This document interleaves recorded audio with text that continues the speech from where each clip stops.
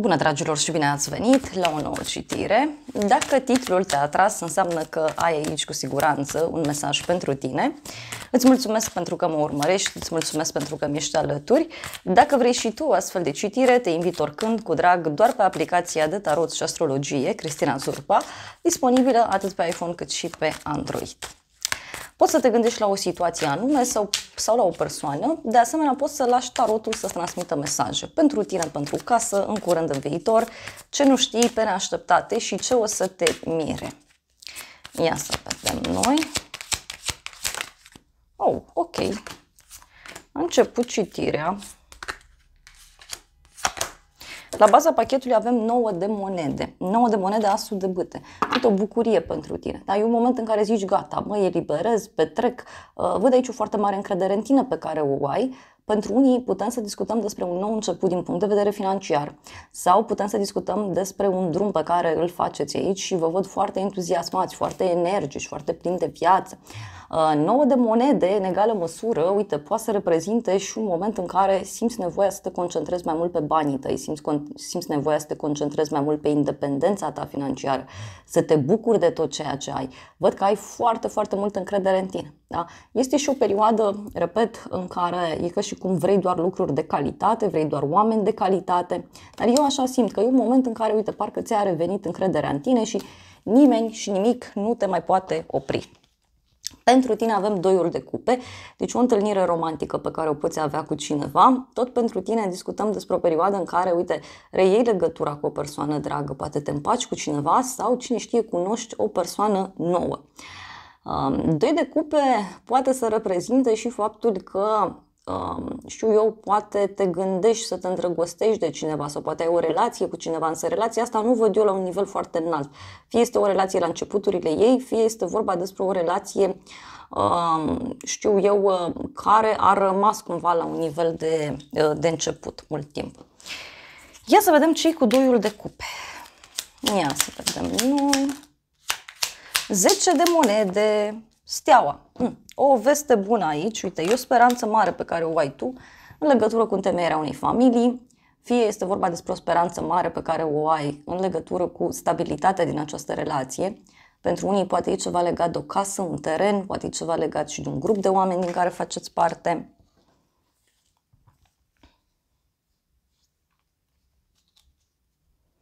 Da, uite, e ceva legat de bani aici. Sau e ceva legat de încrederea în tine, repet. E un nou drum, da? Dar poate să fie și un moment în care ai curajul necesar să afli adevărul dintr-o relație. Uite, avem regina de monede din nou. Deci o conexiune și cu o zodie de pământ, Taur, Fecioară, Capricorn. E un moment aici în care e ca și cum încerci să ai grijă de cineva sau poate să fie și un moment în care te concentrezi foarte mult pe un stil de viață sănătos, te concentrezi foarte mult pe banii tăi, pe munca ta. Pentru casa ta avem cavalerul de cupe, o poveste de iubire care se arată la orizont, cineva care vine către tine, e o persoană care își dorește să te cunoască mai bine, cineva care își dorește să-ți intre în casă, poate să însemne și o perioadă în care, uite, poți să cunoști pe cineva prin apropierea casei sau prin intermediul familiei. Totuși văd că ești într-un moment de eliberare, ești într-un moment în care te simți sigur pe tine, te bucuri de tot ceea ce ai în jur. Poate să fie și o perioadă în care poate simți nevoia să ții și o oarecare pauză. Ia să vedem noi ce cu acest cavaler de cupe. Da? Doi de bât. Da. Doi de bâtă. Fie simți nevoia să faci aici o călătorie îndepărtată, fie singur, singură, fie aici poate să fie și o dragoste la drum lung pe care eu o văd, dar poate să fie și o decizie pe care ai luat-o și care îți poate aduce bucurie pe termen lung. Da? Uite, avem luna. Deci e vorba de multă confuzie în dragoste, multă așteptare, multe minciuni, multe iluzii, multe lucruri care nu s-au zis.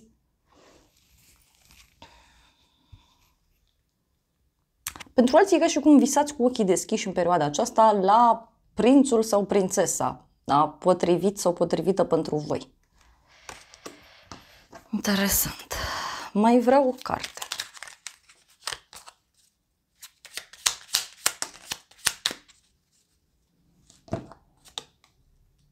Lumea.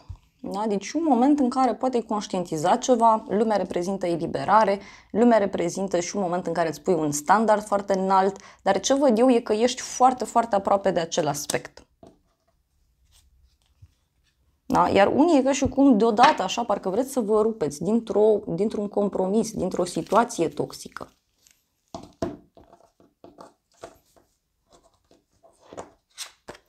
În curând, cavalerul de monede, un drum pe care îl faci în interes financiar, un cadou pe care îl primești.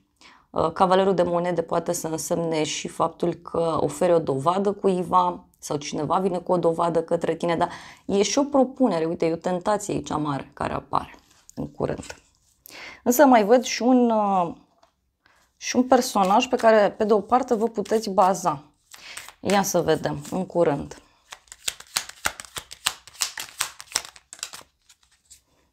A ieșit iar cavalerul de monede, da? Și turnul. Ceva care vrea să distrugă aici niște mituri, da? Niște presupuneri. Poate să fie și un adevăr pe care îl afli, dar poate să fie și o deblocare a unei situații care a durat de foarte mult timp. Sau ceva ce durează de foarte mult timp se poate debloca cu turnul ăsta aici.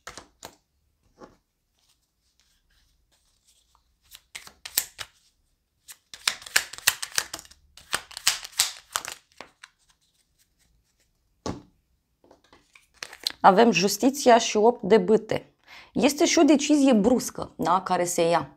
Dar poate să fie și cu succes aici. Poate o aprobare pe care o aștepți sau un drum pe care îl faci la o instituție publică.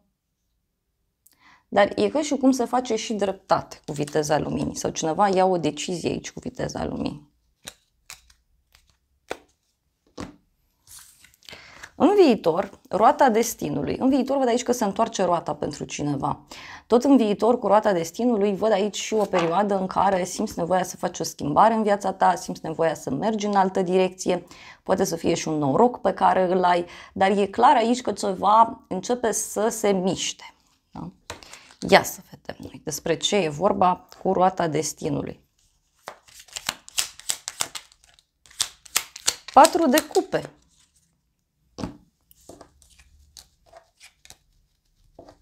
4 de cupe îndrăgostiții.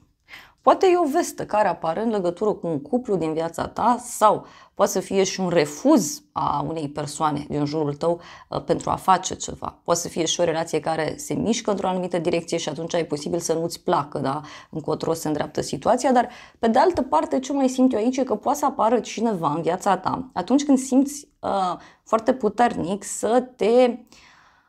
nu știu, când simți că nu mai poți, da? Sau când simți că, nu știu, te-ai plictisit, ai obosit, posibil ca inițial să respingi această persoană, din ce văd eu, da?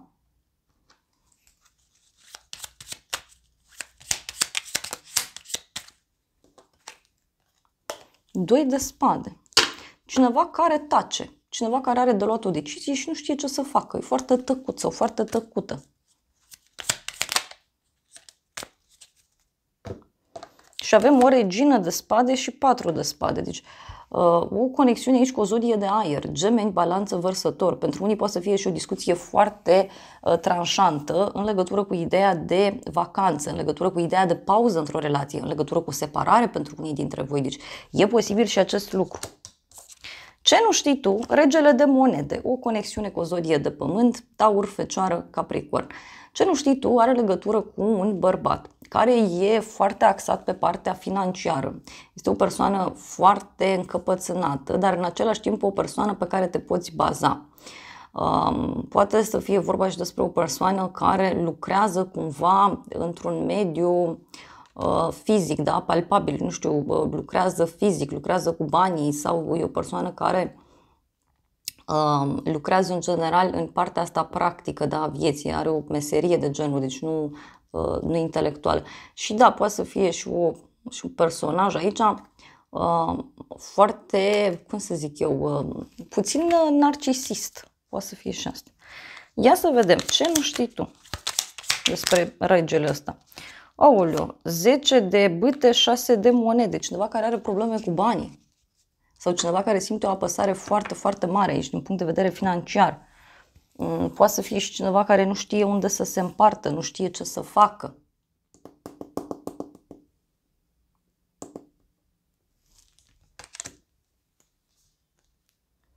Eremitul 7 de spade, spânzuratul. Deci cineva care e blocat pur și simplu și nu știe ce să facă.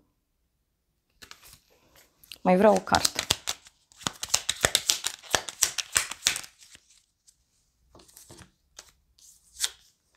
Patru de bâte, 4 de monede. Știu, cuiva îi pare rău, nu știu, după o petrecere, după ceva anume. Poate să fie și o persoană care se simte cumva la limită în legătură cu o așteptare. Dar este și un personaj aici care ține foarte mult cu dinții pe partea financiară. Ia să vedem, ce nu știi tu? Pajul de bâte, judecată.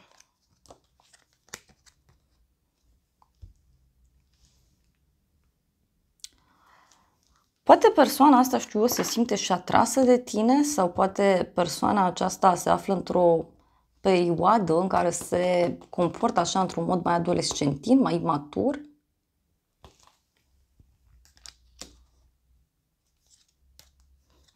Cineva care dă la spate încăpățânarea, dă la spate ceva.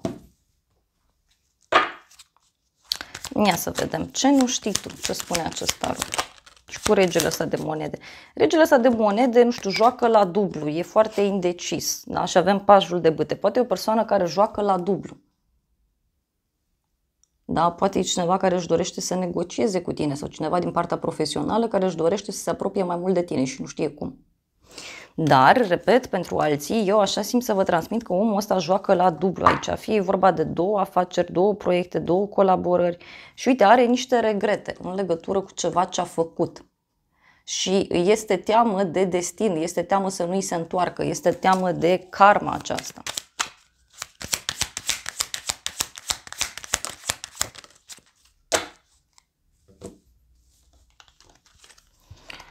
Ermitul 3 de bâte, da? O conexiune cu zodia Fecioară. Parcă omul ăsta, nu știu, se izolează aici undeva, cere un sfat, stă, analizează, uite, e supărat, stă undeva la un birou și stă, se gândește oare cum să facă, oare în stânga, oare în dreapta. Ia să vedem. Noi, ce zice acest tarot? Ce nu știi tu cu omul ăsta? Omul ăsta se pregătește să ia o decizie sau cântărește foarte bine o situație. Se hotărăște, nu știu, să comunice cu cineva sau poate își face niște idei, niște gânduri, să vină către tine.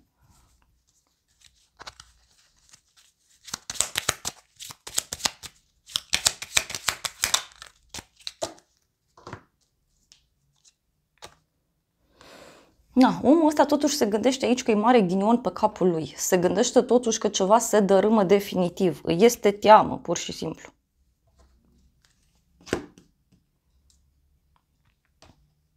Este teamă în legătură cu niște minciuni. Pe neașteptate, diavolul, o conexiune cu un Capricorn, o persoană care e blocată undeva și nu știe cum să scape. Poate să fie și o persoană care manipulează. Pentru unii poate să fie și o înțelegere pe care o faci cu cineva legat de sfera financiară. Dar eu așa văd că parcă e cineva aici care nu știe cum să scape dintr-un blocaj, dintr-o situație ciudată. Ia să vedem. Poate e cineva care are niște probleme, are niște vicii.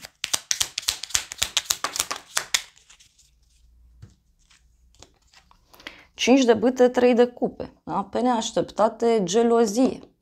O ceartă, e ceva legat de o petrecere, e ceva legat de o întâlnire, o seară petrecută împreună cu cineva.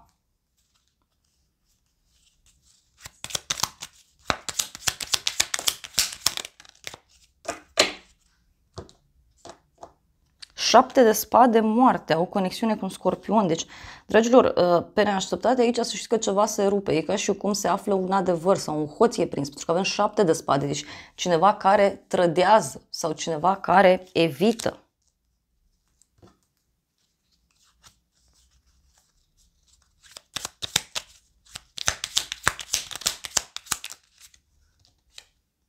Zece de spade. Deci pe neașteptate cineva care e într-o suferință, cineva care e la pământ. Pe neașteptate, ia să vedem. Faetonul, asul de spade, 8 de bâte și avem și 5 de cupe. Deci Pe neașteptate, uite, cineva răbufnește, cineva vine către tine cu viteza luminii. Cineva e foarte hotărât, dar uite, avem 5 de cupe, deci cineva regretă foarte mult ceva ce a făcut. Cineva explodează, pur și simplu.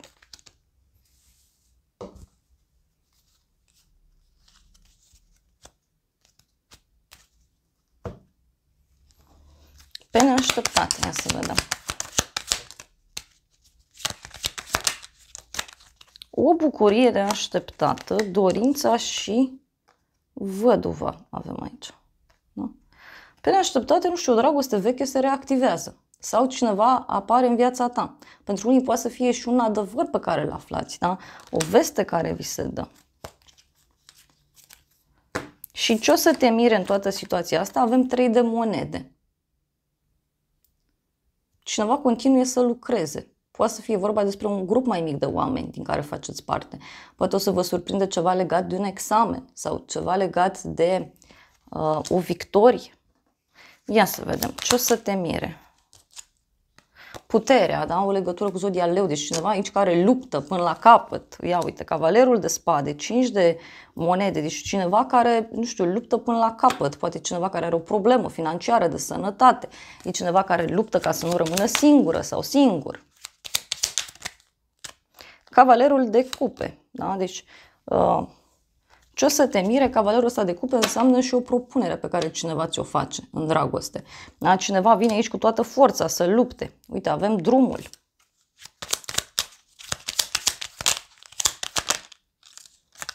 Ce o să te mire, o împlinire, o bucurie. O împlinire, o bucurie care are legătură cu munca, cu un proiect, dar avem și un rege de spade. Deci o conexiune cu o zodie de aer, Gemeni, Balanță, Vărsător. Deci ce o să te mire pe tine are legătură cu o persoană mai dură. Da? E o persoană care își face planuri, strategii. Hai să vedem ce o să te mire.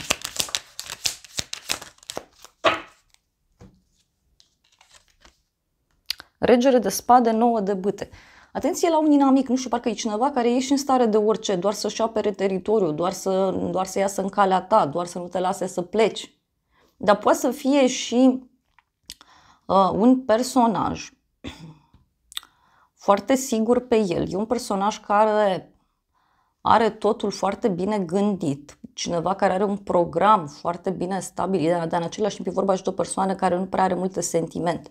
Deci, personajul ăsta e posibil, da, să reacționeze într-un mod ciudat. Ia uite, cavalerul de spade, spânzuratul, luna, 5 de monede. Deci cineva e ca și cum nu vrea, da, să fie pedepsit sau cineva nu vrea să facă ceva anume.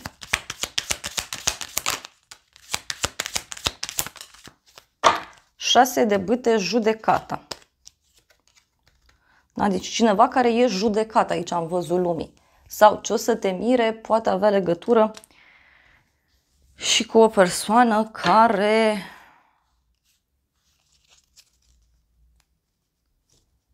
se trezește la realitate. Poate fi un eveniment mare, o petrecere, o bucurie.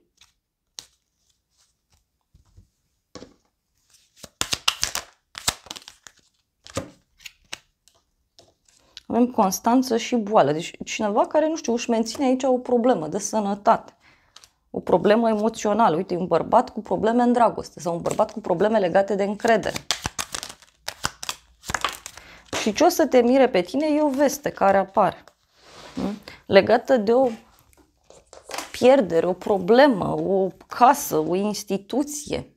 Un personaj care are niște regrete foarte mari. Na, hai să vedem ce zice acest oracol. Wow, avem așa dorință, atracție, șarpele și cooperare.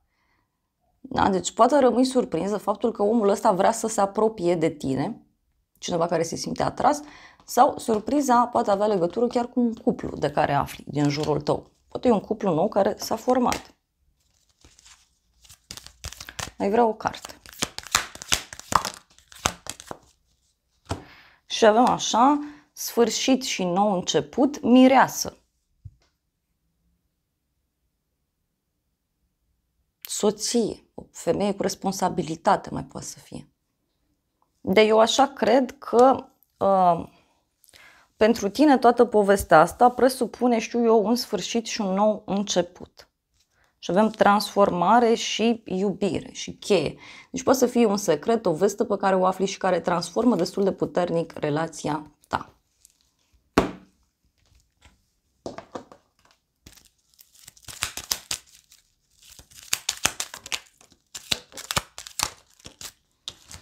O surpriză cu bucurie mică și o veste bună.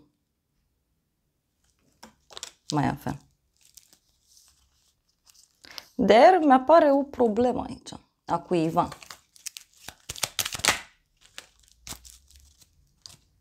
Da, totuși ce mai văd eu, ce o să te mire, avem o companie plăcută, un bărbat tânăr și o scrisoare.